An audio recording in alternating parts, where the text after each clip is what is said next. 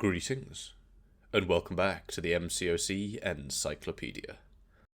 Before we go anywhere, I have no idea where this video is going. I promised myself I'd do it in one take. It's going to be fairly rambly, but I hope you stick with me.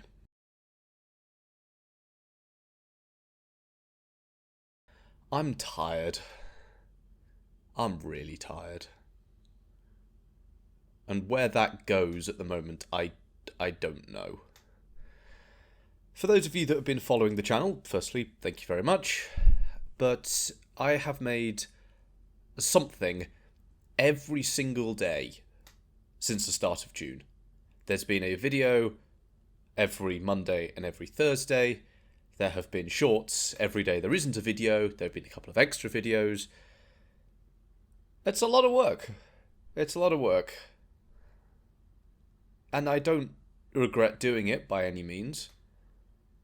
But I don't know if I have it in me anymore. There's only so many hours in the day, and here's where that one take comes in. I'm going to have to cough now. I've been slightly ill recently as well, which doesn't help. Where was I? I can't even remember now. I don't know if I want to keep playing this game. And there are a few reasons behind that. But before I go into my personal reasons, I do want to say a few things. Firstly, that this game is phenomenal. And I don't want to take away anything from anyone. If you are... most of my channel is dedicated to the new and the progressing. If you are in Act 6, in Act 7, and you still have a way to go, you have so much content to enjoy, to love, champions to unlock, skills to perfect, all sorts of different things. Some of which you might not even know about. And I think that's amazing. For a mobile game to last this long, that is also amazing. But there are certain... right. Let's go through my thoughts, because I'm not very good at this sort of thing. But let's see where we get. At the moment, there is a bit of a miasma. A dark storm cloud over the Kabam headquarters at the moment. Everyone's a little bit on edge. Everyone's a little bit upset. That has been exacerbated by certain issues. I don't see them as strongly as other people. But... again, I don't really do this sort of emoting thing, so maybe that's just me. But I think over the last 2-ish years, for me personally, and I want to say that again, this is a very personal thing, my time in the game has been going down. If I unpack certain areas of the game, I think more of them are to blame than others, but at the moment I find myself, I log in most days, I do the daily quest, log out again, that's good. I'll do some war fights, because I enjoy Alliance War, and that's kind of it. I don't have any... we did the 9.3 stream recently. I enjoyed doing that. I enjoyed streaming, I enjoyed chatting with you all. It was good fun, finding the nice paths, working out the Doom boss. And then I did it, and I finished the stream, and I went, And that was that. There was no sense of accomplishment or anything. It was just like, yeah, good, tick that one off. I still haven't even got around to 100%ing it. I probably could in about 4 or 5 hours if I just sat down and did it. Maybe not even that long. Maybe. I've done some of it since the stream. It's not just the initial one. I don't know if the dreadful opening afterwards helped. Go watch the Pain video if you're interested to see that. It was... yeah, not fun. But I don't think... I've had dreadful openings before. If you want story time with Encyclopedia, I'll tell you about my 2 worst openings. They were extremely painful. But I don't feel like there's anywhere left for me to go in this game. I don't have every 7-star. I don't have a bajillion rank 4s. I think I have 5. I think I could do 3 more if you just ask me now. So call it 8. Maybe I need to do 100% Act 9.3 first. Whatever. I know I am never going to get... So, of the pinnacles in the game, first place in Arena, that's never going to happen. Nor would I want to do that. First place in Alliance Quest, well, it doesn't really matter. No one cares about Alliance Quest, really. Not to, like, the same level of competitiveness as the other two that we'll come on to.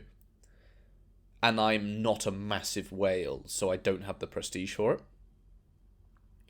First place in Alliance War, well, I've actually got that. It is one of my proudest achievements of this game.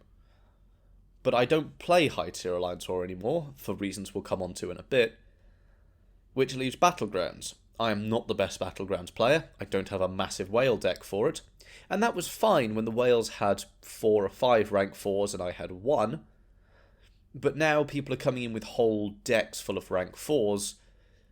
That has its problems. I don't know when rank 5s are coming out, genuinely. This is not like CCP hush hush, I just genuinely don't know. I don't know when 7-star Ascension's coming out. I imagine that'll come out at some point. I don't know what the plans after 7 stars are. When do the 8 stars come out? Do we see gold borders or green borders or whatever? I don't know. But it kind of just starts again. Like, I was playing the game when the 6 stars came out. I remember my first 6-star was actually pre-buff Diablo, if anyone cares. And my second 6-star was pre-buff Thor Ragnarok. So that was pretty tragic, actually. It took me a while before I got a decent 6-star. 1 second.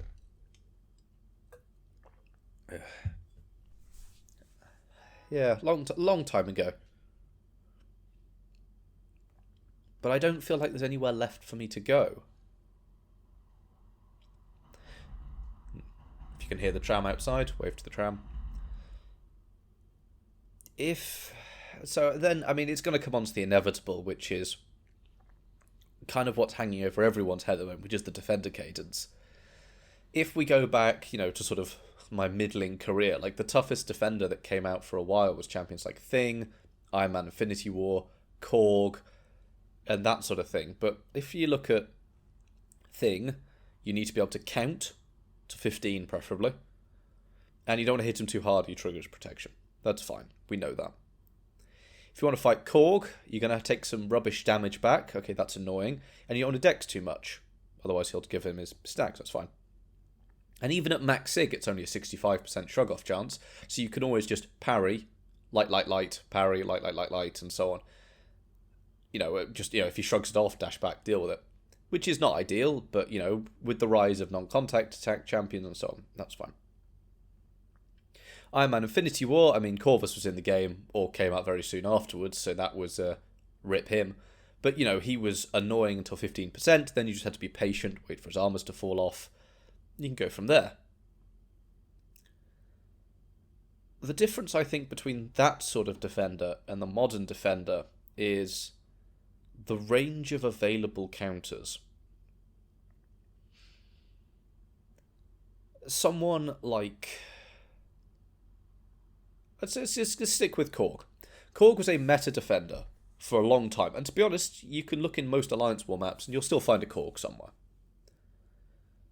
But in the same month Korg came out, I believe, at the start of the month. At the end of the month, Omega Red came out, who's basically the perfect Korg counter. Omega Red's also a phenomenal champion. Nags has just done a video on Omega Red if you want to see more about him. I was considering doing one as well, but that one's out and mine isn't. He does everything you need him to do for Korg, but also is really phenomenal across the game. Maybe not quite as dominant as he once was, but so be it. The way the game has evolved into you need a counter or you are screwed, it's not a direction I think I've enjoyed. And I try not to pass judgment sorry, before I try something. If someone had told me 2-3 years ago, wave to the ambulance everyone, if someone told me 2 or 3 years ago, look, this is the way the game is going to go, I might have had my misgivings, but it would be like, okay, we'll see. And so I only ever try and comment on the past rather than predicting the future. Because that tends to be wrong, as the weather people will tell you. Although I do live in England, so... meh. I think Grass did a video a while ago on when did the Defender cadence start, or I can't remember exactly what it's called. It's a good video.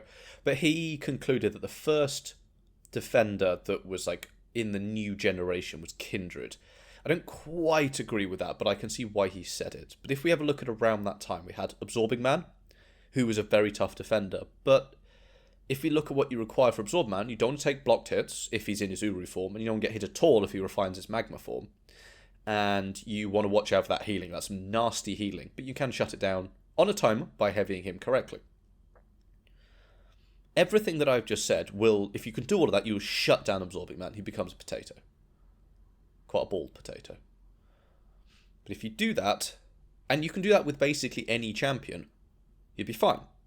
Now, there are champions that will be better. You know, anyone that can deal with that regeneration, reverse it, have a much better time. So, then Kindred comes out.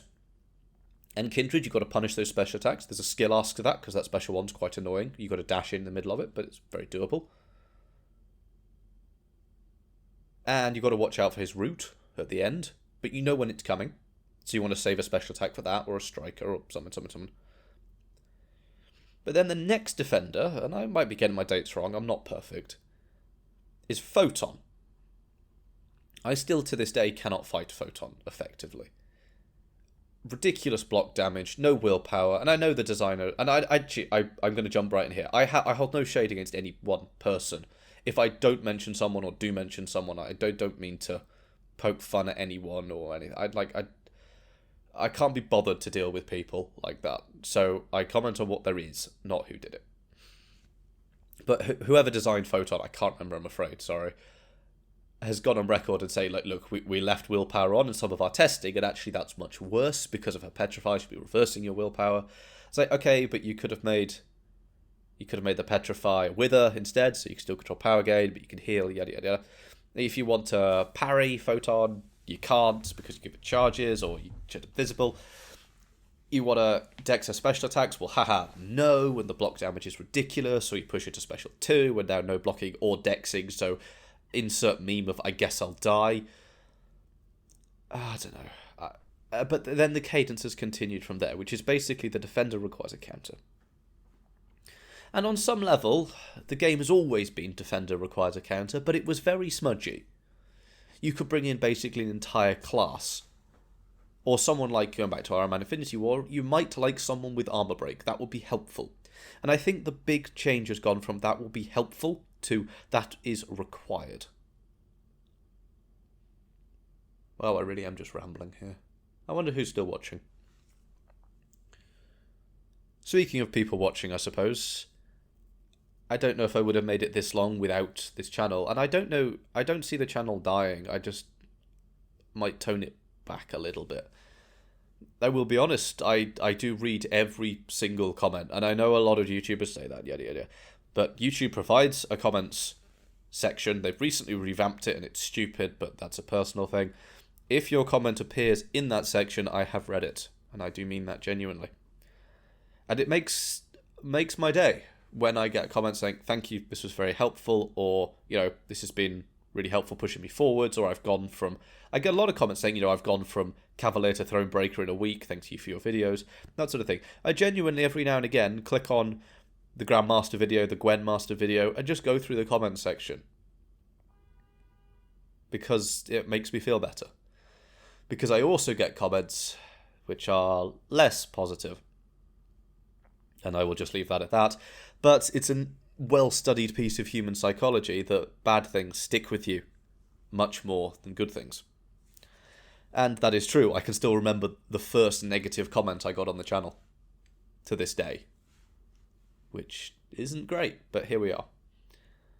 So I do appreciate every single one of you for watching the channel, like, for sticking with me.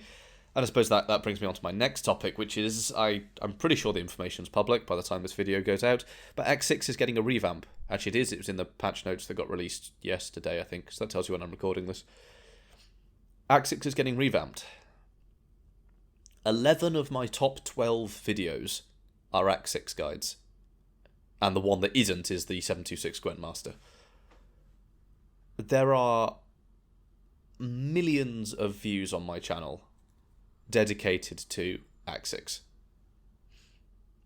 The first video I ever made was 5.2.4, the Masochism Quest. That video has basically flatlined since 5.2.4 got reworked. It took me 2 years to make the Act 6 guides. If Act 6 gets completely revamped, and I genuinely don't know here, but I am terrified of the changes that are coming to Act 6. If it's, we've dialed back some of the defenders and, made the nodes a bit more readable, that's fine. But if there are huge sweeping changes that suddenly render everything I've done outdated, I don't know if we will survive. Oh dear. Okay, so there was... when I said I was going to do it in one take, I did mean that, and I did it in one take, and then I started editing it, and I realised there was still so much more I wanted to talk about, so I'm going to interject that in a second take. But let's keep going then. So I was talking before about Act 6, and how if that gets nuked, that's going to be a problem. And one of the most common questions I get is like, when is the next set of guides coming out? It's always been a common question because I make guides, but someone's always beyond the guide, and they want to know when the next one's coming out because they want a different guide, and so on and so on. When it comes to writing guides, and I'll try and put things up on screen as I go through. Some of my videos are scripted, and some are not. If you look, it's probably pretty obvious which ones are and which ones aren't just by how you watch them. But if you look at the guide videos, they are generally scripted. And by that, I mean I write out pretty much word for word what I'm going to say. And maybe I'll go grab a clip of that and just insert it in here. But for example, this is the script from 7.2.6. And if you look at 7.2.6, you can basically follow it word for word. Today, we have 3 path options. One for the easiest path, but will make the boss a little bit harder. One for the normal path, so no modifiers on the boss. And one that can make the boss very, very easy, but the path is a bit trickier. First up, we have the easy path, which is up and right towards Ultron. Here we have Buff, Synthesis, Fury and Precision, Special Connoisseur, Icarus, and Matador. This script is 7 pages long. I have made scripts for all of Act 6, all of Act 7, and 8.1, and 9.2. I did 9.2 as well. I forgot about that one. So that's, there's 24 quests for those two. That's 48. So there's 60 quests total? Now, 7 pages is a fairly long script. Most of them are about 4 or 5. But even on the lower end, that is over 300 pages of scripts. Do you have any idea how long it takes to make guide videos? It's ridiculous. The amount of editing that has to go into it as well, which takes quite a long time. In order to make a guide video, I first run every single path in the quest, find out which ones I thought were easiest, usually end up running some of them again so I can get decent footage. Then I've got to write the script. I'll probably then run it again just to make sure my script lines up, make sure the team I've chosen works well. Probably have to edit the script again just to make sure, record the script, then edit it, and I'll try and put up some examples on screen. But this is what, a champion showcase video looks like. And this is what a guide video looks like. And basically every little block is a thing, so it could be, a picture or an arrow or some text or the background or, a clip or anything like that.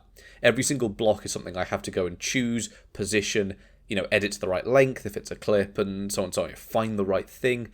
And it takes a huge amount of time. The more blocks you add, it sort of goes up exponentially. And I'm sure anyone that runs a large YouTube channel will tell you that, or even a small one for that matter, that it's editing that takes far longer than everything else. Which is why big channels have editors specifically. That's what they do. It's a full-time job. I have a full-time job. It's not editing. That has meant I've just had to teach myself as I go pretty much everything that I do uses free software and YouTube tutorials. But I hope that answers some questions about why I don't make more guides. Also, YouTube doesn't like them because they're searchable rather than clickbaity. And I don't particularly like playing the YouTube game. The video which is, oh my god, do this now, will always outperform a video which is, here's how to do this thing. Because even if that video is searched over time, it still takes a really long time before it becomes watched enough to make it worth it. I don't know if that makes sense. YouTube likes videos that go up very, very, very quickly. And then if they flatline after a while, so be it. It doesn't matter because you'll put up something else that everyone will click on. The idea of just here's a bank of resources just isn't what YouTube likes. But there's enough on that. The next thing that I realised I missed out is kind of it's two halves, which is the way champions have been coming into the game more recently. I understand that, firstly, I am a free-to-play player, which makes me a parasite in the game. I play everything for free. I don't have to pay for it. And I also understand that Kabam is a business, and, you can have your opinions on Kabam, whatever. The goal of a business is to make money, because if Kabam didn't make money, they wouldn't be able to hire people. If you can't hire people, you can't do anything. So I get that too. And for the longest time, there were exclusive champions in the game. OG Thanos, OG Kang, even when so those were the original 2 trophy champs that you could only really get by doing something rather extraordinary or by splashing the cash and getting very lucky in the gifting event. Then the next 2 were Weapon X and Jessica Jones, who are basically defenders, but that goes back to our previous conversation about if you know how to play around them, they're actually not too bad. Weapon X more than Jessica Jones. Jessica Jones you do like a counter for, but you can play around her with anyone if you read her kit very, very carefully. But recently there's just been so many, there was Red Guardian, then there's Dark Phoenix, there's Human Torch, there's Lumitrix, there's Solvark. I saw the Lumitrix deep dive before he came out, because part of the CCP, I get to see the deep dives a few days early. That's one of the perks of it. I've been meaning to make a video about what the CCP entails as well, but I haven't got around to that. I saw him, and I was very, very, very excited for him. And then I saw the breakdown of how you get his pieces, and it went out the window, because you cannot get him as a 7-star as a free-to-play player. It is impossible unless you place in the pinnacle of Battlegrounds and first place in Arena. Whoever thought first place in Arena was a justifiable thing is wrong. This just goes back to the thing, I'm not meaning to attack anyone, I don't do that. But I thoroughly disagree with that decision. And then I thought, okay, Kabam, they've learnt the lesson. Solvark, I saw Solvark's release, was slightly less excited for him, but he still looks like a very solid tech. Oh, wait, I can't get the pin. Enough, sod it. Instantly don't care. In a game where you release 24 to 26 characters in a year, to suddenly go from paywalling 4 champions ever, so that's 4 out of 200, 250, to suddenly paywalling 20% of the champions you release in a year, sucks. It really sucks. No, hang on. Let me get that right. If you want to paywall trophy champions, that is fine.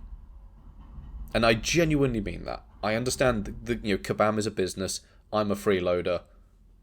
I really get that.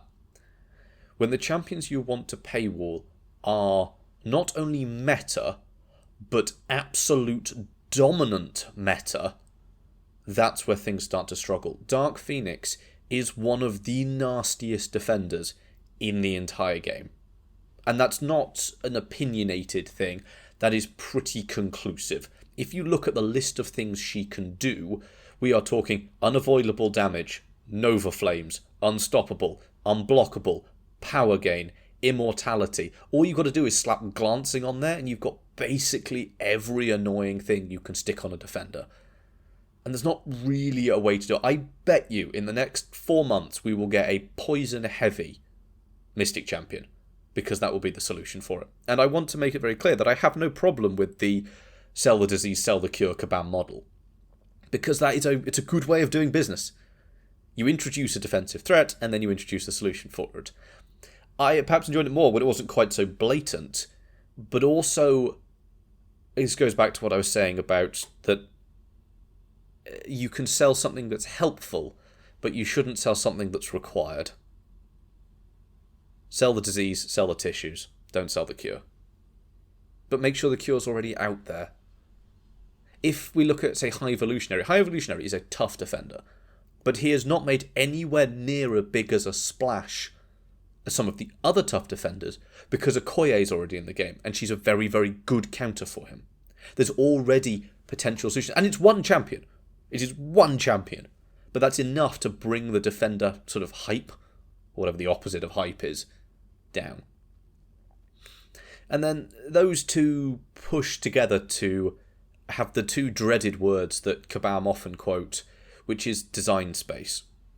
So, quite often, when asked, why are you making really tough defenders? Kabam will quote the words, design space. And what that means, as far as I understand it, if someone wants to correct me, again, I'm more than open to being corrected. You should see half my comment section. What that means to me is, say you want to build a champion that can do a specific thing, and that specific thing is really cool. Don't know what it is, but it can be anything. If there's no reason for it to be in the game, it loses value. So what you do is you make a reason for it to be in the game and release them as a defender. So, for example, if we look at Spiral's ability to destroy buffs rather than nullify them, this gets you around Nullify Immune champions. There aren't that many Nullify Immune champions, it's quite a rare ability, but it affects other things, and that sort of idea. Like, if no Nullify Immune champions existed in the game, the ability to destroy, which is exactly the same thing with a different name, and therefore interacts differently, is completely pointless, because there's no reason for it. So you make a reason for it. I get that. I think it's fundamentally flawed, and here's why. If we have a look at the Epoch of Pain, I want to highlight two fights from it. The first one is the Iron Fist fight. I don't particularly like this fight, but that's besides the point. Iron Fist is about as basic a champion as you get. You hit the opponent and maybe he does something. His kit is about 6 lines long. He is old, and that is fine. There is nothing wrong with old champions, a little bit of power creep. A lot of bit of power creep, but never mind. The Iron Fist fight is extremely interesting. You get rooted, you have to dodge around, you have to watch your combo, yada yada yada. There's a huge amount in this particular fight because of the nodes you slap on top of it. Iron Fist, by Kabam definitions, occupies very, very little, or provides very, very little design space. If we have a look at the Onslaught fight on the far left, Onslaught is one of the bitchiest defenders we see anywhere. Our Onslaught, with a ratio of attack and defense, is arguably the best champion in the game. Arguably. Don't argue in the comment section, I can't be bothered to deal with it. The Onslaught fight in the Epoch of Pain is basically just a big onslaught. There's some nodes about energy resistance if you dex, but that's basically irrelevant. It's a big onslaught. I fail to see how Onslaught, who is an extremely tough defender, he's got all this stuff that he's completely immune to, opens up design space.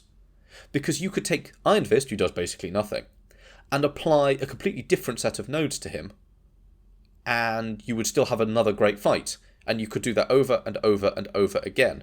And they'd all be about the same difficulty. They would all be... Or you can make it easier with some nodes, you can make it harder with others. I don't think you should make that fight harder. It's quite tough, in my opinion, but besides the point. Gives you plenty of flexibility. Onslaught gives you no flexibility because he's already very, very difficult. If you judge the difficulty of a fight, say you give it 10 points, you can take an Iron Fist with no nodes, and that would be a 1 out of 10. You hit him until he falls over. It doesn't really do anything. You can take that all the way up to a 10 with the right nodes. Onslaught is already a 9 out of 10 difficulty because of just being Onslaught. So you only have 1 point of difficulty to work with until, something that's 10.1 out of 10 is just basically impossible. Unless your surname is Sonic Dude, but that's cheating. So I don't see how the design space is opened up. Like, I get it from a champion design perspective, but not from a widespread game design perspective. It's fundamentally flawed. And that goes for basically every modern defender. And if you don't believe me, go look through 9.3. That is the most recent piece of content to have come out. I actually just went and had a look, so I guess that makes this 2 takes. Or 2 cuts? I don't know, whatever. If you look at 9.3.1, there is a Gentle. That is the most recent champion to have come out. If you look at 9.3.2, you have a Bastion. 9.3.3, it's Dazzler. Dazzler was November last year. You can look through the whole thing. You will not find Serpent. You will not find Enchantress. You will not find Zola. You will not find Onslaught. And I understand, actually, maybe Zola won't appear in it, because I guarantee you 9.3 has been in the works for at least 6 months. So, we've got to have some understanding that any champion that's come in the last 6 months won't appear. But there are a lot of really tough defenders from 2024 that you won't find there either. To say that a tough defender opens up design space, it may well do for the champion designer, but not for the game designer. If I was playing the YouTube game, by the way, I probably could have made this about 6 videos, but I'm not, so you could at least poke the YouTube buttons, that'd be good.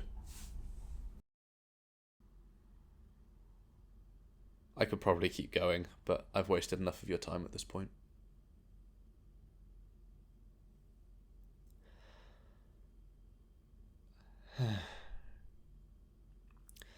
So, there you have it.